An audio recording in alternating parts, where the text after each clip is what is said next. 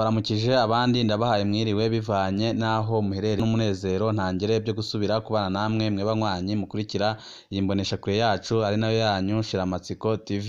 Imboneshakure imwe rudende dushikiriza inkuru n'ibiganiro utaronka ahandi. Uyu ni umwanya w'amakuru agezweko ari kuvugwa ngaha mu gihugu cacu c'u Burundi.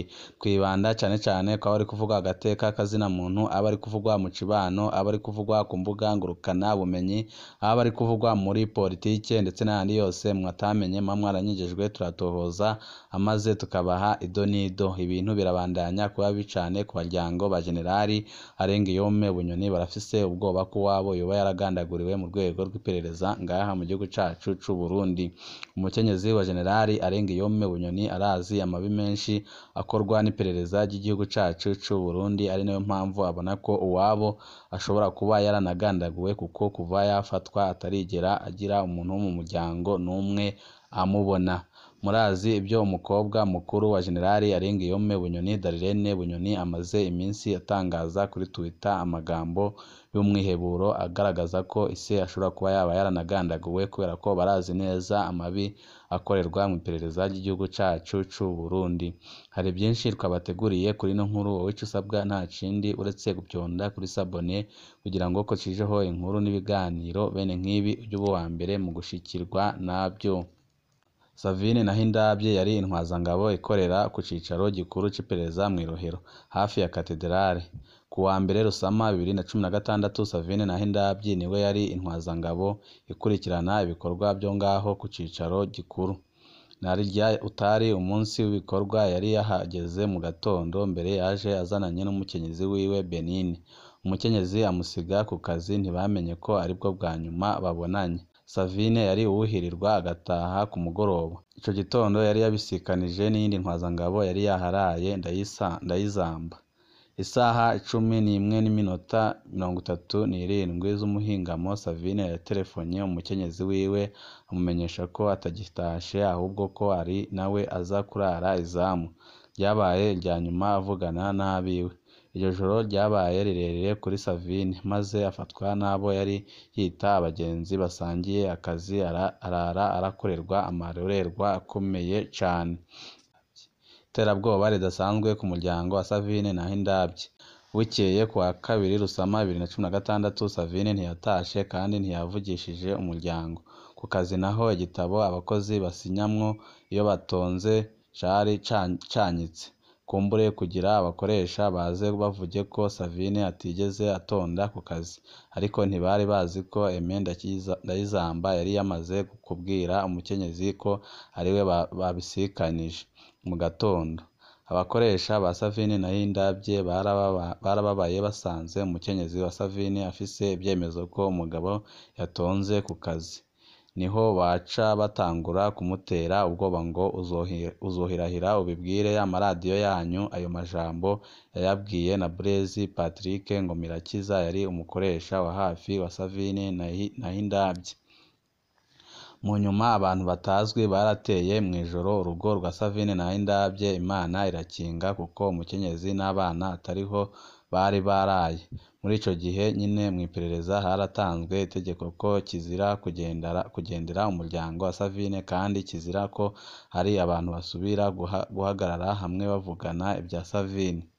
Umwe mu ntwazangabo mw'iperereza yaregereye umuryango wa Savine arawumenyesha ko Serugo yamaze ukwezi kose apfungiwe mw'iperereza, aho yahohotewe bikomeye, kandi ko haciye ukwezi yaciye yicwa aja gutabwa mu bwiza. Uwitwa Alexis Ndayicengurukiye abatazira Nkoroka yoba nawe yaciye atanga itegeko ryo guhamba utaraririye ikiziga ca Savine Nahindavye kitaramenyekana. Umuryango wa Savine Nahindavye wabandanije kubona amakuba. Mu gihe abana bari bagiye kurondera impapuro z'inzira kuri Pafe, niho bamenyeshejwe ko umuryango wa Savine uriko uraronderwa bikomeye. Baca bava ngaho barahunga igihugu. Ikibabaje nuko Benine Ndabandungitse, umukenyezi wa Savine Nahindavye, yahavuye yitaba Imana akiri mu buhungiro muri Nyandagaro 2018, ahitanwa n'indwara yateye amakenga benshi. Imbere yo gupfa Benine yakiriye umushitsi avuye mu Burundi barasangira. Nyuma niho yumva ariko arasha mu nda. bajana mu bitaro birangira yitabye Imana. Benini yagiye yaratanze intahe ku byashikiye umugabo wiwe no kw'iterabwoba yakorewe n'abakoresha b'umugabo wiwe, cane cane Blaise Patrick Ngomirakiza, Alexis Ndayikengurukiye batazira Nkoronka na Emmanuel Ndayiziga yari ajejwe iperereza mu gihugu hagati. Abo bose nta n'umwe yigeze ahamagarwa mu butungane ngo yisigure kw'izimira ry'intwazangabo y'igihugu inyikira ku kazi kakaba akamizwe n'ingoma. Savine Nahindabye yari yaragabishijwe n'abakoresha biwe. Imbere yo kuburwa irengero, Savine Nahindabye yari yagabishijwe n'umukoresha wiwe Emmanuel Ndayiziga atwara iperereza mu gihugu hagati. Hari n'ibindi bimenyetso byari byerekana ko ashobora kugira ikibazo. Imyiyerekano yo muri 2015 yabaye Savine Nahindabye ari muri Somalia. Aho agarukiye yaragiye gusaba ibigwanisho agenewe nk'uko bimeze ku ntwazangabo zose, inkoho ntoya na pistola be n'iyindi nini yakarashe, ariko barabimwimye bamubwira bati Mutama ibintu byarahindutse, ubu ni ukuja kubisaba kwa generali.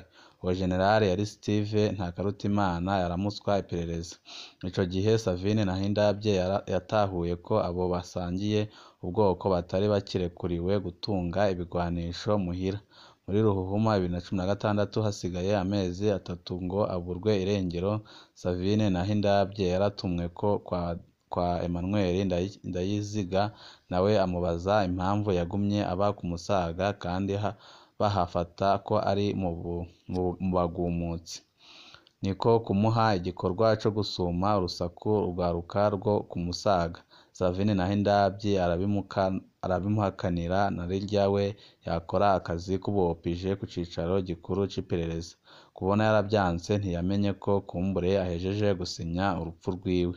Uretse ko batigeze babazwa ibyashikiye Savine Nahindabye, bano bagabo batatu babandanije gushigwa mu mabanga akomeye mu iperereza. Emmanuel Ndayizeye muri kino gihe ni umuyobozi akomeye cane. Alexis Ndayikengurukiye batazira Nkoroka aracari mu mabanga aho ku cicaro gikuru c'iperereza. Blaise Patrick Ngomirakiza yaragenywe kurongora iperereza mu ntara za Makamba na Gitega. Mu nyuma arongekwa kuba umunyamabanga w'ubuserukizi bw'u Burundi i Kigali mu Rwanda. Aho niho akiri muri kino gihe. Inyuma ya Savine bose uko ari batatu barabandanije kuvugwa mu bayandi mabi akomeye arimwo guhagarika abantu bakaburwa irengero. Aho hose bagumye ari ntakorwako. Umugambi wo kubaka iperereza ry'ubwoko bumwe. Major Savine Nahindabye yazize ubwoko bwiwe. Mu minsi y'imbere gato n'inyuma gato y'iburwa irengero ryiwe hari izindi ntwazangabo mu iperereza basangiye ubwoko bagandaguwe abandi barayanyaga. Aha twotanga akarorero k'igitero cabaye ku wa 24 Ndamukiza 2016 mu Gaturuturu ku rugo rw'intwazangabo mu iperereza yitwa Liyotona Colonel Donatien Ndabigeze. Ico gitero carakomerekeje bikomeye Donatien Ndabigeze gihitana umukenyezi wiwe n'umushitsi. Donatien Ndabigeze yarashoboye kumenya neza bamwe mu bakozi b'iperereza mu bamuteye uwo mugoroba. Haciye iminsi yaciye ahunga igihugu kuko yabona ko hari intumbero yo kumwica. Muri Ndamukiza 2016 nyine hari iyindi ntwazangabo mu iperereza yaciye ihunga imaze kuronka amakuru ko nayo nyine yagira yicwe. Indwi imwe gusa inyuma y'inyuruzwa rya Savine Nahindabye, iyindi ntwazangabo mu iperereza ikaba n'umuhagarikizi wa Savine Nahindabye ku bugeni uwitwa Callixte Ntwaramiheto yarashengeye mu bitaro ahejeje kubagwa.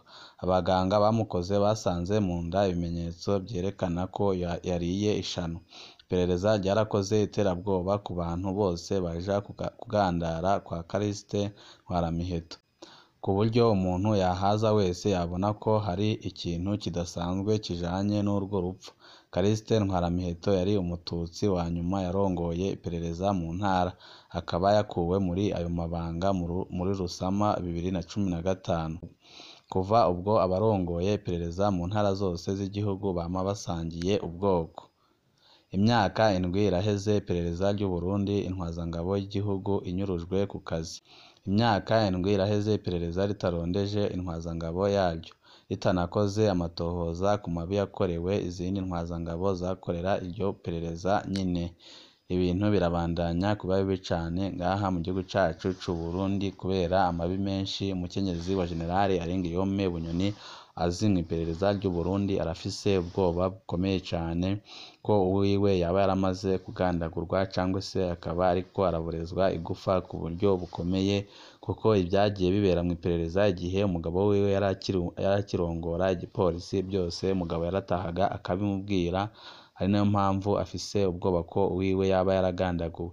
Hari amakuru menshi turiko turabatohoreza ajyanye n'ibyo bibazo umukenyezi wa General Arenguiyome Bunyoni ariko aribaza, ariko turiko turakusanya amakuru neza, turaza kuyabashikiriza mu nkuru yacu turi buze kubazanira hanyuma. Ico usabwa nta kindi uretse gupyonda kuri sabone kugira ngo uko tujeho inkuru n'ibiganiro bene nk'ibi ujye uba uwa mbere mu gushikirwa nabyo. Ibihe byiza nibyo ndabipfurije.